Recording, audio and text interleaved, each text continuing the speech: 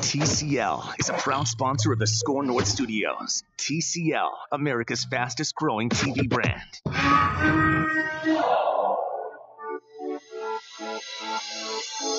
It's Purple Daily. It is Purple Daily on the all-new SKOR North on 1500, SKORNorth.com, and streaming live on Twitter, YouTube, Facebook, Instagram, Twitch. It's easy to follow us on all those beautiful platforms at SKOR North. I'm Ramie Makhlouf along with Judd Zulgad, and here to talk some Vikings and some NFL with you for the next hour or so. Judd, how are you this afternoon, my friend? I am outstanding. How about you? Good. Last week, as Roger Goodell was giving his State of the NFL address, we gave our own State of the NFL address, and it went gloriously off the rails. Really, really, really way off the rails, but it was fun. And last night, we had the State of the Union address by our Commander-in-Chief, so we thought today, why not come in and give the State of the Vikings address? And if you want to get in and give your State of the Vikings address, you can give us a call, 651-646-8255, or you can tweet us at SKOR North. Judd Zulgad, sir, what would you say is the State of the Minnesota Vikings? All right, I've been thinking about this. All right, throughout the morning hours. And we have now distanced ourselves enough from the disappointment of an 8-7-1 finish, I think, to be realistic about where this franchise stands. Right. So the passion of being upset is gone. The potential euphoria of signing Cousins a year ago, coming off a 13-3 campaign, is gone as well, obviously.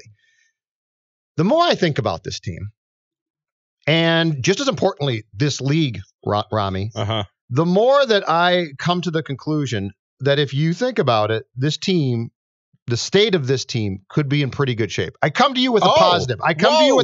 Whoa. And I have reasons for this. Optimistic Judd. Yeah, I have reasons for this. This is my first experience with this since arriving at SKOR North 3 weeks ago. Everyone's calmed down now, right? Yeah. Everybody's calm. Mm-hmm. But I've got a few reasons, and I find them pretty damn compelling about why this team might be in fine shape for 2019. I'm going to start off with a history of Mike Zimmer coached teams in this town. Zim comes here in 2014, first year, so expectations are low. 7-9, third in the division, not great, but that's fine. 2015, rebound, 11-5, win the division. Lose in a wild card playoff game only because your untrustworthy kicker couldn't make a kick to end that game and beat Seattle. 2016, you come back. You get off to a great start. First 8 games, you're going fantastic. Up until the bye week, you're going fantastic. You then proceed to collapse. You finish 8-8 out of the playoffs, third in the division. 2017, you rebound again. Eureka. 13-3. Case Keenum's your quarterback. Your defense is fantastic. Exactly. Mm-hmm. So the nature of Mike Zimmer coach teams, Ramie, say that 2019, this team should come back and rebound. Zim is very good with teams that have low expectations. It seems like if the expectations are high, he panics a bit, but if they're low, he doesn't. So that is number one, the history of Zim coach teams, why I'm confident that this team can actually come back in 2019 and be successful. But there is logic behind that, right? It's not just, oh, well, this is the trend, this is the pattern, because... Well, here's the logic. One could say that's kind of random. It is. You know what I mean? The it up is. year, down year, up year, down year.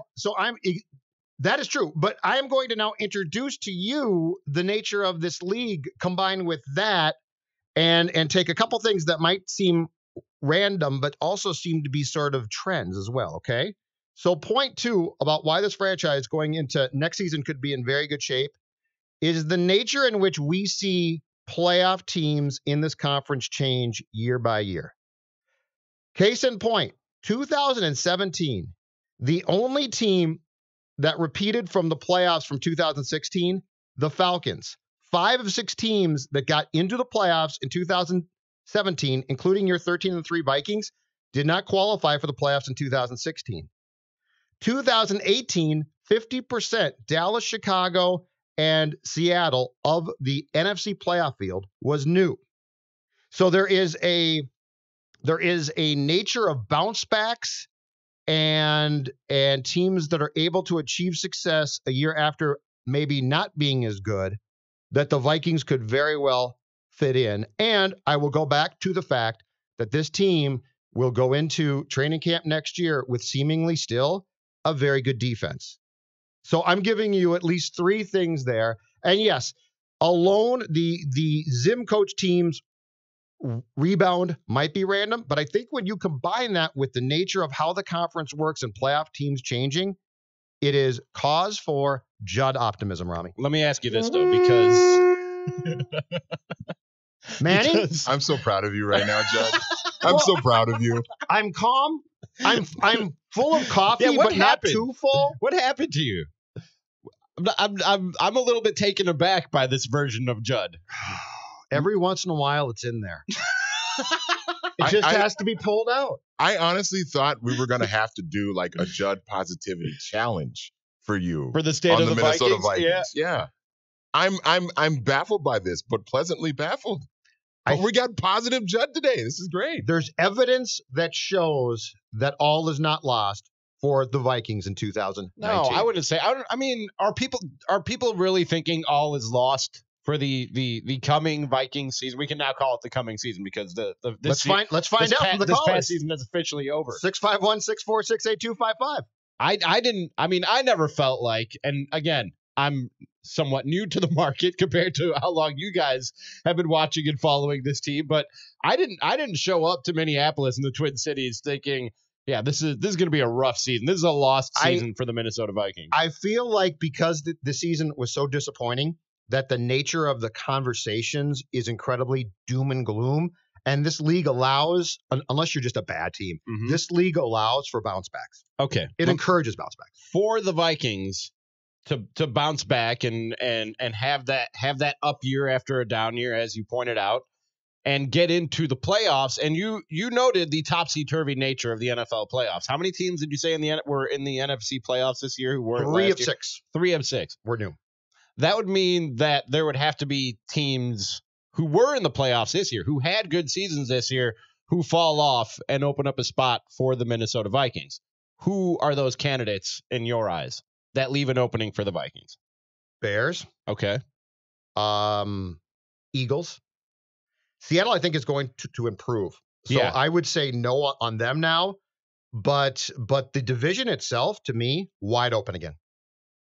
I would agree. Because I have no idea what to make of Trubisky. I think that Chicago defense is good, and I don't think that they're going to fall off drastically. But that Bears offense, which definitely improved when you have a quarterback like that, I don't know. So I would say, if I had to guess, I would say that this division, and the Packers might come back too. Right. So they have to be factored in. But the Bears, to me, strike me as a team that could easily, and they wouldn't even have to be horrible, but they could easily take a significant step backwards. That's what I was just going to say about the Packers. I wouldn't count out the Packers by any means. We talked about it a little bit yesterday on Mackey and Judd with Ramie, that if Aaron Rodgers is right physically and mentally, and if LaFleur is the real deal as an offensive mind and a head coach, I think that just having Aaron Rodgers, who in my eyes, when he's at his peak, he's the best quarterback on the planet, that automatically, I think, almost kind of makes them the favorites in the NFC North. If they can tap back into whatever it was that they tapped into, I can't go there yet, for the first 10 years of Aaron Rodgers as the starter, yeah, I think a quarterback of that caliber makes them the favorites in the division if he can get back to playing at that level. And as far as the Bears go, and as I sit here in my Bears hat, and you can see it as we're streaming live on Twitter. That's a nice and YouTube. hat too. Thank you, I appreciate it. It's a very nice Bears hat. I can't sit here and confidently say no, the division is ours to lose, because it's 1 year, and yeah, there's still a question mark over Trubisky. They lost Fangio, their defensive coordinator, and you never know how that. It doesn't seem to affect defenses as much as it does offenses when you lose your coordinator and a genius mind on that side of the ball.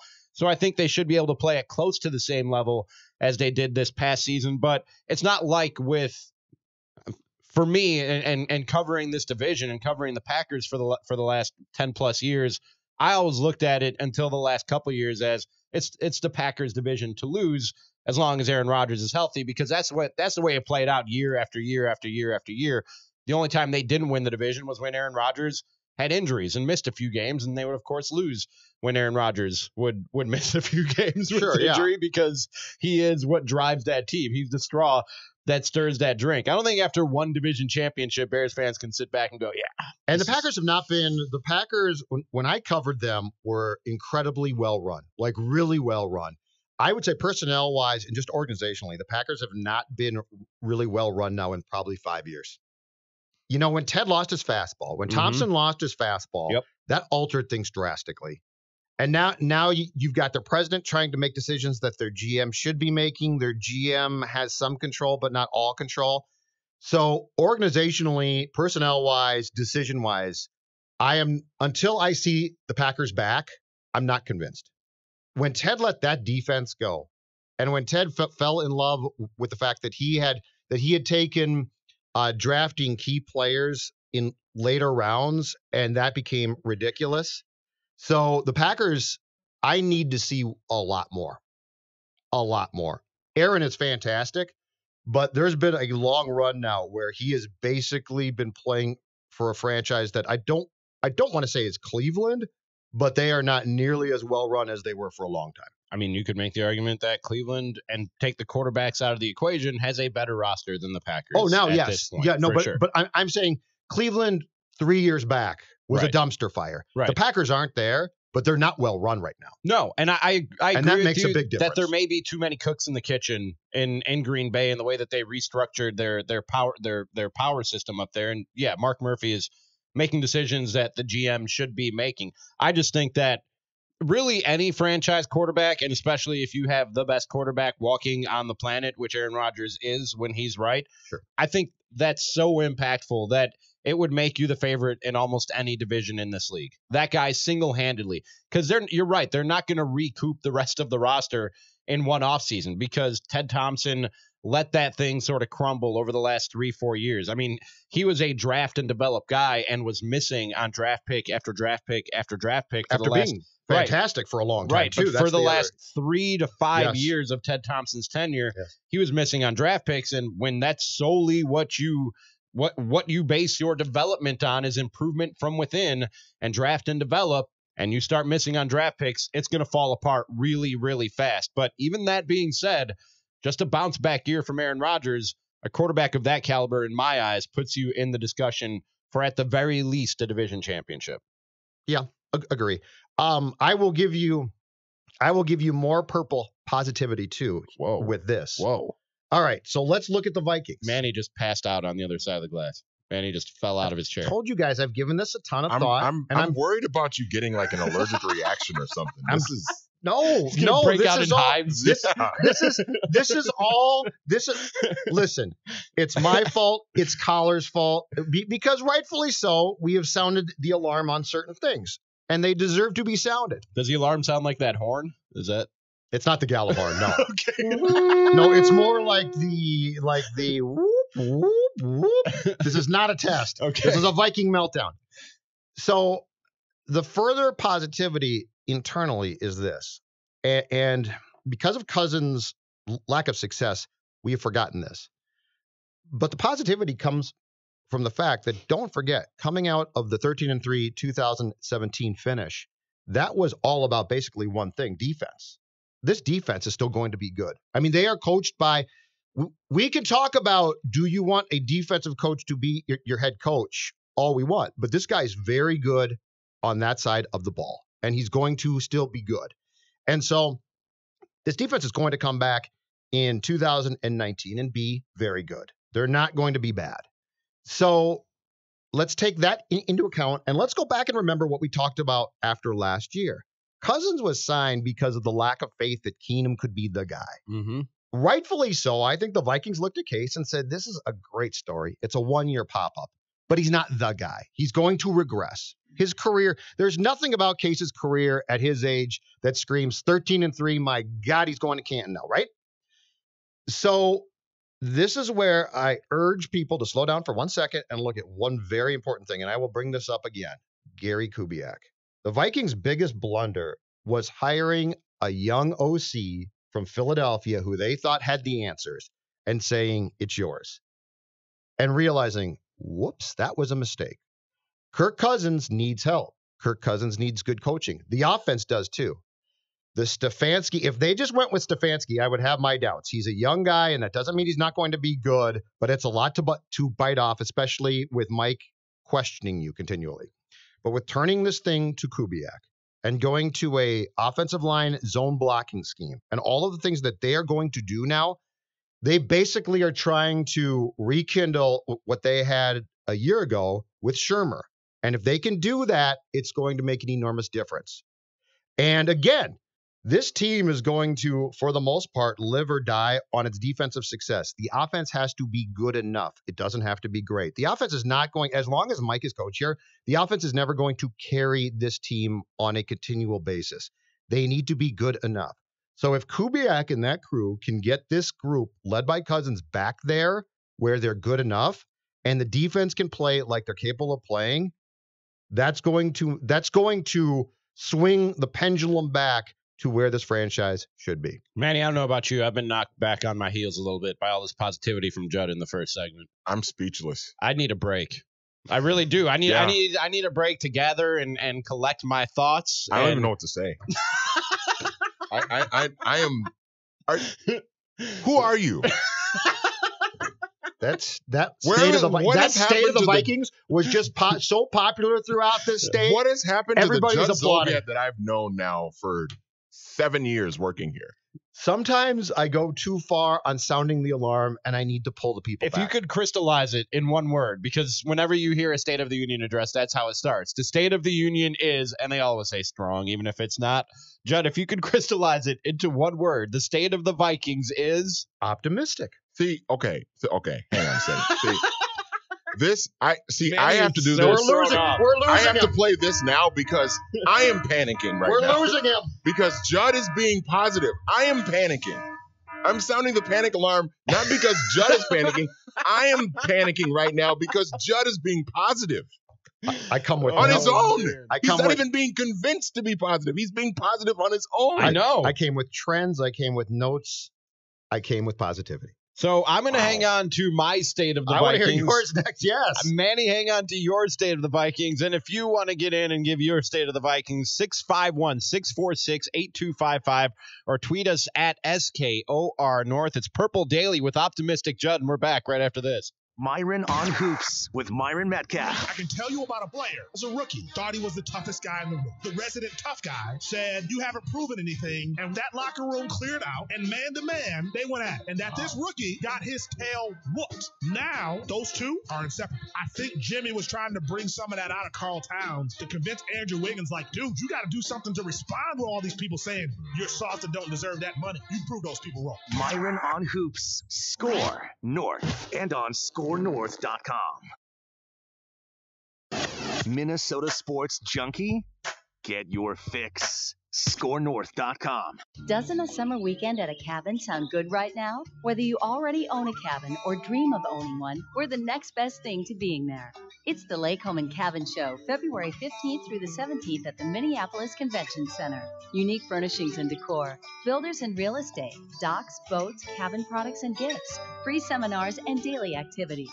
We'll see you at the Lake Home and Cabin Show, February 15th through the 17th, Minneapolis Convention Center. Life should always be this fun. Hey everyone, it's Phil Mackey here. A year and a half ago, my mother died of a rare form of blood cancer. And so in memory of my mother and countless others, we're raising money to fight blood cancer, and we're climbing a skyscraper to do it. 53 floors of the Capella Tower as part of the Leukemia and Lymphoma Society's Big Climb Minneapolis on February 16th, presented by Northwestern Mutual. You can donate or climb with us, Team Mackey, for only $15 if you use the promo code Mackey when you register at BigClimbMinneapolis.com. Learn more at SKORNorth.com, keyword climb. Hi, this is Marty Young from Online Trading Academy, Twin Cities campus. Our students here are people just like you, with dreams for their families and their future. We teach them how to build their retirement accounts and to create a second income so they can enjoy life on their terms. Dreaming of a better life for your family starts with your decisions today. With the current market volatility, this is the perfect time to invest in yourself. Call now for a complimentary investing class so you too can learn the skills to secure your future and to make those dreams come true. There is no better person to take care of you than you. Dial pound 250 on your cell phone and use the keyword OTA for our free investing class for you and a guest. We are here for you.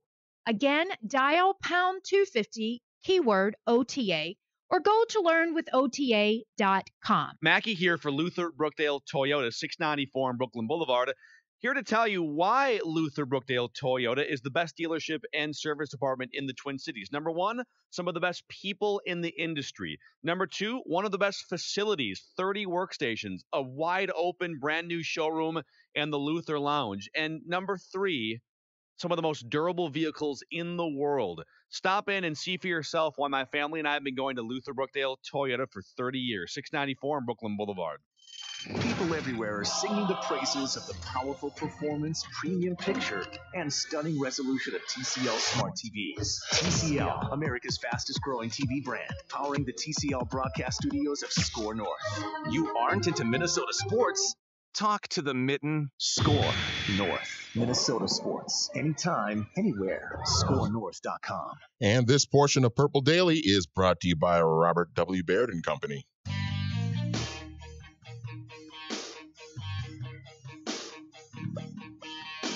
It is Purple Daily every day at noon here on SKOR North on 1500, SKORNorth.com. We're streaming live on Twitter, YouTube, Facebook. You can follow us on those platforms as well as Instagram and Twitch. Judd is big into Twitch.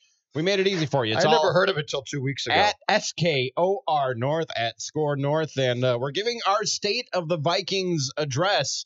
And Judd said the State of the Vikings is optimistic. Optimistic. There's a reason for optimism. And yes. gave us 15 minutes worth of reasons for optimism in the first segment of the show. Manny and I needed a break to pick ourselves up off the floor. Manny passed out. And try and figure out just who we're dealing with here with this optimistic Judd. And we asked for you to get in at 651-646-8255 or tweet us at SKOR North. And some of you have done just that. We got SK in California here on Purple Daily. What's up, SK? I know hey, that how's says it going, Ed. guys? What's up, man? Oh, man, just enjoying this California weather. No need to tell us that. Yeah, thanks a lot for that. Appreciate that. We didn't need that. It's real chilly and 35 out here. You know what? So. You know what? But anyways, just my State of the Vikings. I agree with you guys as far as the optimism goes. But I have it's pretty much a two-part question for you guys. First, with the limited amount of cap space that we do have, and Anthony Barr, obviously, with his contract expiring, do you guys see us let him walk, or do you see us trying to maybe restructure a contract like a Kyle Rudolph or Everson Griffin, or possibly even trading an Everson Griffin, or maybe even an Xavier Rhodes, and looking towards the draft as far as a linebacker goes? But I just wanted to get your guys' outlook on that. Thanks for the call. Appreciate it. Keep in mind, the salary cap's going to go up by approximately $14 million before 2019 begins, or before the year begins. So if you wanted to keep Barr, you probably could. Ramie, I think he walks, though. And I say that because of this. This franchise has a long history, essentially since the Wilfs bought this team, of re-upping guys that they want a year before their contract expires on multi-year deals. So if they wanted him, exactly, he would have had an extension already. Exactly. And as much as Zim might want to keep Barr, I think Barr is the one guy. I think he's at a point now where he wants to explore his value. You could franchise him, but that's what, a $15 million price tag? That could be a boatload. Long story short, I think he walks. The only way that I think that he's worth it is because of the premium that is placed on pass rushers now. If you made him a full-time edge rusher, whether it's as a 2-point stance and an outside linebacker, if you just make him a defensive end, I think that's the only way that he's worth that money. I think that in the current role that he's in, that he's playing for the Vikings, while he's good at what he does, his strength, and he'll tell you, is rushing the quarterback and beating up offensive linemen. That's what he does better than anything. So I don't know that I'm paying him $15 million to drop back into coverage 50% of the plays and then rush the quarterback the other 50%. If you had faith in him that he could be a full-time edge rusher, I might consider that $15 million price tag. If they did, though, that's done by now, right? Yes. That would have been done right 2 years back. Right. So, and the other thing where I think he's going to want to explore his options on the market is I could see 3-4 teams paying him huge. Right. Coming in and saying, because if you project him and his skill set and his athletic talents into the potential of a 3-4, he could be very impactful consistently. So I think as far as Mike's defense goes, when it comes to Barr, we've seen how he's going to be used or not used. So unless they franchise tag him and basically tie him up here, I think he and his reps are going to say the best goal for us is to explore the options and land in a 3-4 defense where he can make a ton. Don't the Packers run a 3-4 scheme? You just read my mind, man. I have seen this speculated on before, and it makes a ton of sense. They do, and it could make yes. It could be a perfect Do you fit. think they could put aside that bad blood of him ending Aaron Rodgers' season on what many in that organization thought was a dirty play? I think they'd love it. if the options are hilarious. Yeah, and if the options are, do we want Barr here because he hit our star quarterback 2 years back, or we have a chance to stick it to the Vikings, our arch rival, twice a year? I think they take door 2 in a second, don't you? Yes, absolutely. Yeah, so it makes some sense. Did you guys, and we all come in with our own biases.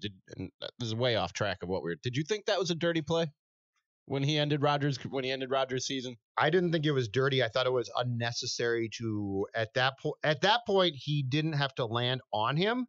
But I did not think it was blatantly dirty. See, Manny, that was one of those where I looked at it and I go, man, these guys just don't know how large and how fast these people are. And to expect a guy that big moving that fast to just pull up and take it easy on Aaron Rodgers, it's a lot easier said than done. Yeah, I'm kind of with Judd on it. I don't think it was a dirty play, but I do think him landing on Rodgers the way he did and breaking Rodgers' collarbone, I do think that was a little bit excessive. I think he could have just hit Aaron and knocked him down, and then that could have been the end of it, and nobody would have talked about it. But I do think just that following through and landing on him was probably the excessive part. All right, let's get back to our state of the Vikings again. Judd's state of the Vikings is optimistic. Let's get in Dave in South Carolina before I give you my state of the Vikings. Dave, you're on Purple Daily. Go ahead. Hey, what's up, guys? You. Hey, I'm really enjoying the new station, by the way. I'm a Vikings fan. Yeah, they're down here for many years, and I've been following you guys a little bit more here lately. No problem. I ran into Judd a few times back in the day on Vikings Road. Yeah, I know, Vikings Road trips there. Oh, are you kidding? Anyway. It was a delight, I'm sure.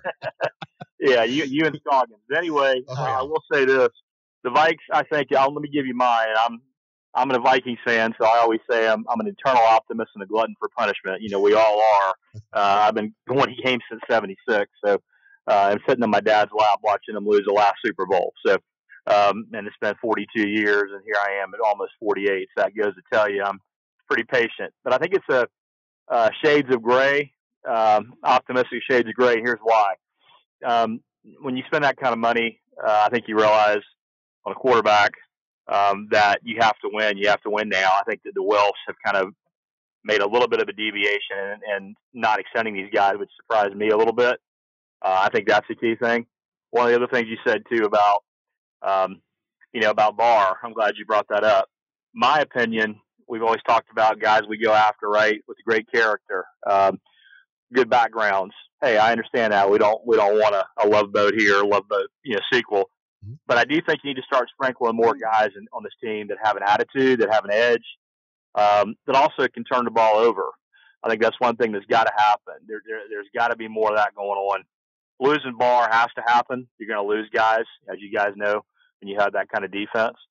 And I think the key thing is now is will Spielman change that philosophy when his job is on the line, which I think he will.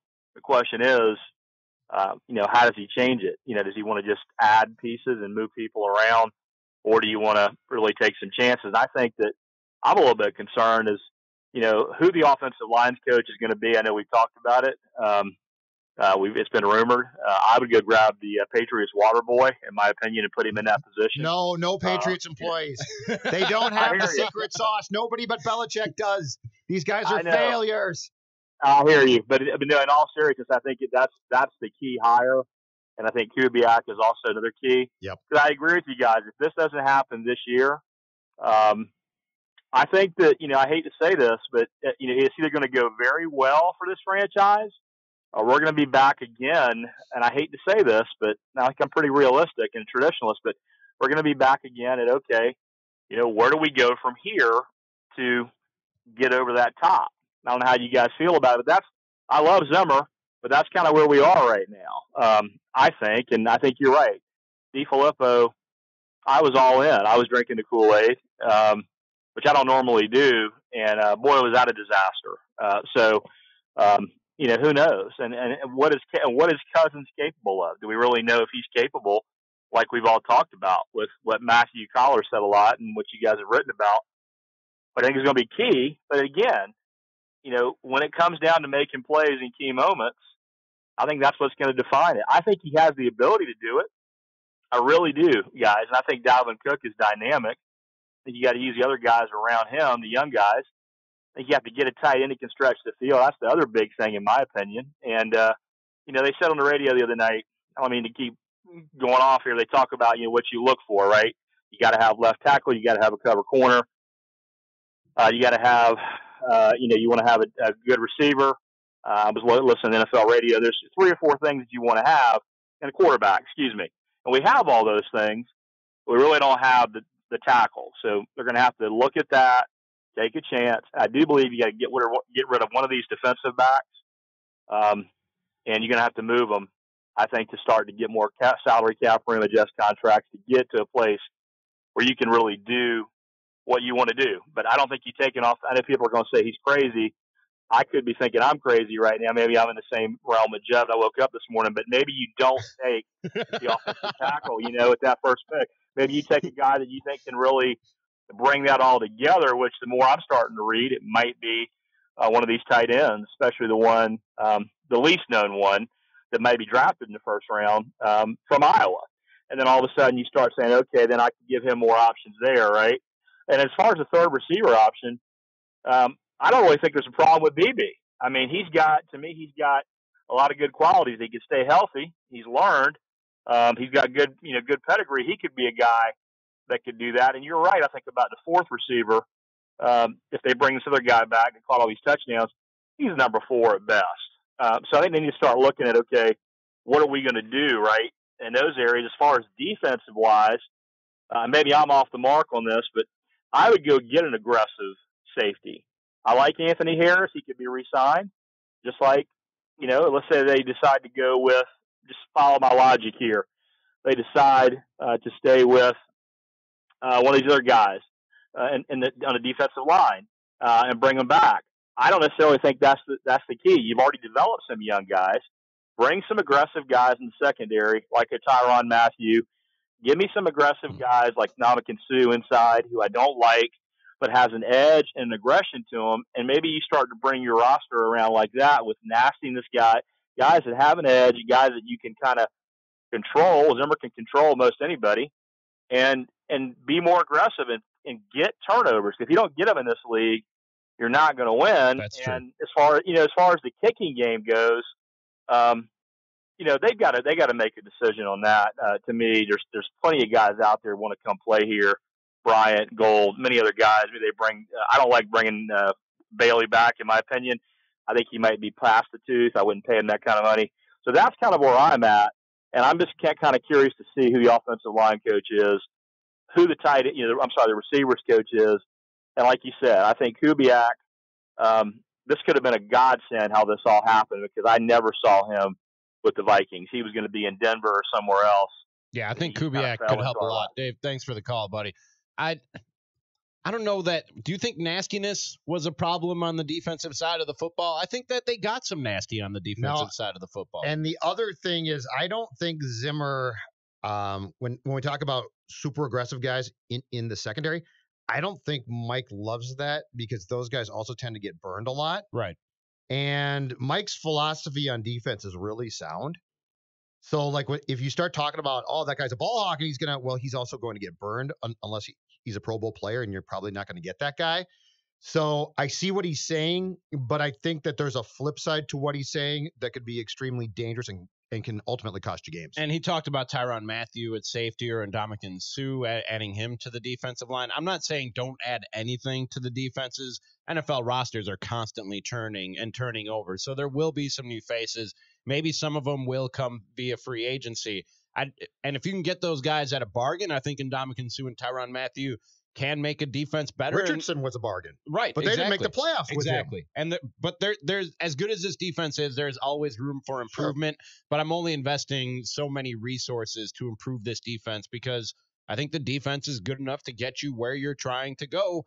You need to improve this offense in a couple of different areas. Absolutely. To complement that defense. To Dave's point, though, I do remember, Judd, after Zimmer's post end of the season press conference, he did mention something because somebody had asked him what was different about this year's team.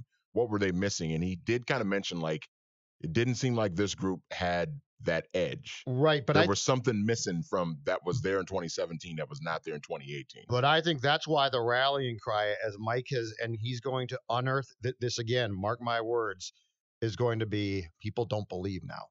Yeah. Zimmer's problem is off of 13-3, nobody buys that. Like, he's tried it before, and people. If it can work for Bill Belichick and the Vikings, right? But and he's going to work for Mike Zimmer. And I think his frustration was the fact that the us against the world mentality going into this past year was basically gone because of the success of the previous season. But he's going to bring it back now, and it's going to work. Can you just steal another team's catchphrase? Can the Vikings just use "We're still here" next year? No, he wants more than that, though, right? He's going to want more than that. He's going to want everybody thinks you're crap. He loves that one. Right. Coming off of the year that they went to the playoffs the last time around, he got to training camp and said his night before message was, "Nobody believes." And we were all like, what are you talking about? We're all talking about how great your team's going to be. Nobody believes. It's his sales point. But there are certain years where that works. And it's going to work now. It seems like in football more than any other sport, that is a coach's rallying cry. How could the Patriots use it? I'll go back to that. I have no idea. I still don't get that one. I have no idea. You're Tom Brady. 18 years, 9 Super Bowl appearances. And now 6 championships. The guy just wins at life. Like, forget football. He's got model good looks. He's got a model girlfriend who out-earns him. Do you go home to Giselle and say, you know what, sweetheart? What, honey? Nobody believes in either one of us. Like, Giselle be like, what are you talking about, Tom? Nobody believes. Nobody believes in me or you. And she'll be just like, I just made $45 million today, Tom. What are you talking about? You're crazy. Let's call the funny farm on you, Tom. You know what? I'll be surprised by Tom Brady when something goes bad for him. That's when I'll be surprised by Tom Brady. But he's going around acting like it did. I'm never surprised when things are going well for Tom Brady. The guy outkicked his coverage with Giselle. Like a millionaire with model good looks outdid himself in the dating world. Like, the guy just wins. The guy just wins at everything he does. He dumped a gorgeous actress for Giselle. Yeah. But, I mean, people don't believe in Judd, Ramie, Manny. Okay, right. I'm willing to buy that. I expect you not to believe in me. And you shouldn't. I encourage you. But Tom Brady? Like, how do you go home and sell that to the wife and kids? I don't know. His kids got to laugh at that. His kids have to see the folly in that way of thinking. Daddy, you're full of bleep. Let's get your state of the Vikings. I'll give you my state of the Vikings right after this. It's Purple Daily on SKOR North on 1500 and SKORNorth.com. Love Minnesota sports? Check out our package, SKORNorth.com. It's Phil Mackey here from the all-new SKOR North on 1500 and SKORNorth.com. We've made it easier than ever to find our team-centric Minnesota sports podcast. Wherever you subscribe to podcasts, just search SKOR North, that's SKOR, and you'll find SKOR North Vikings, for instance, which includes Purple Daily, Purple Podcast, and Vikings Vent Line. SKOR North Wolves.